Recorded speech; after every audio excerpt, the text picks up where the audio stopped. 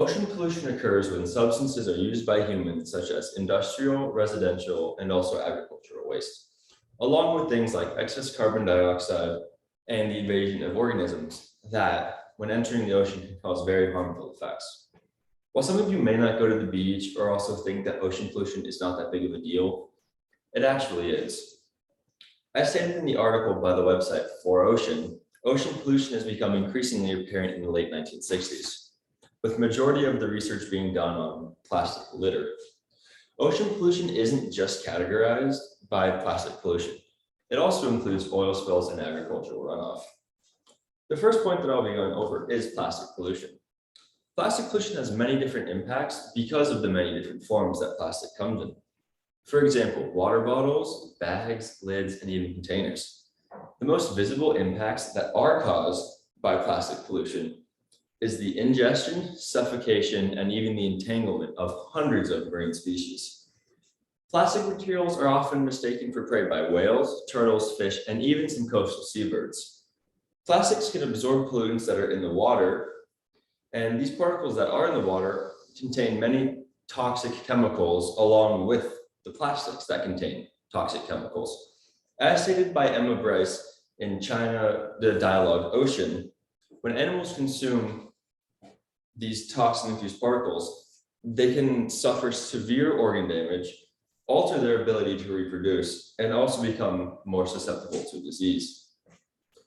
Oil spills cause many problems in adult fish. As stated by NOAA, the National Oceanic and Atmospheric Administration, they experience a reduction of growth in large organs, especially the liver, changes in their heart and in their lungs, fin erosion, and also the altering of their reproducibility.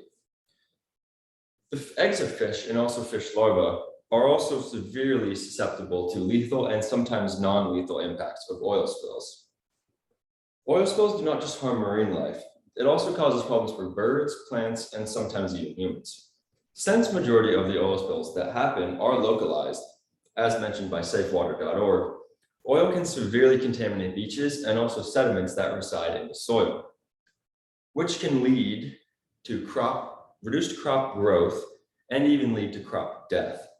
Oil spills can also cause the feathers of birds to become stuck together, causing them to lose their ability to fly and catch prey. Oil spills also can block the light from photogenic plants in the water, causing them to lose their ability to gain food sources, which will eventually lead to the death of those plants. When soil flows into the ocean after rainstorms, it carries soil fertilizers and pesticides. This can trigger sudden explosions of marine algae that are capable of disrupting entire ecosystems and also leading to dead zones within the sea where no food, nothing will grow or thrive. As said by Stanford University, agricultural runoff harms marine life because the fertilizers and pesticides can be toxic to marine life, because as it gets absorbed into food sources, it can lead to poisoning marine life, which leads to the death of many marine animals and species. Ocean pollution is a major problem and doesn't just affect marine life, it also affects humans. The ocean provides about 70% of the Earth's oxygen and also about 95 to 97% of the Earth's water supply. It also affects the food chain of many marine animals by killing marine life, which in turn, killing that marine life can lead to other marine animals starving with not having enough food to eat. This also can harm third world countries that rely on fishing as their main source of food. What can you do to help reduce the amount of plastic that goes into the ocean?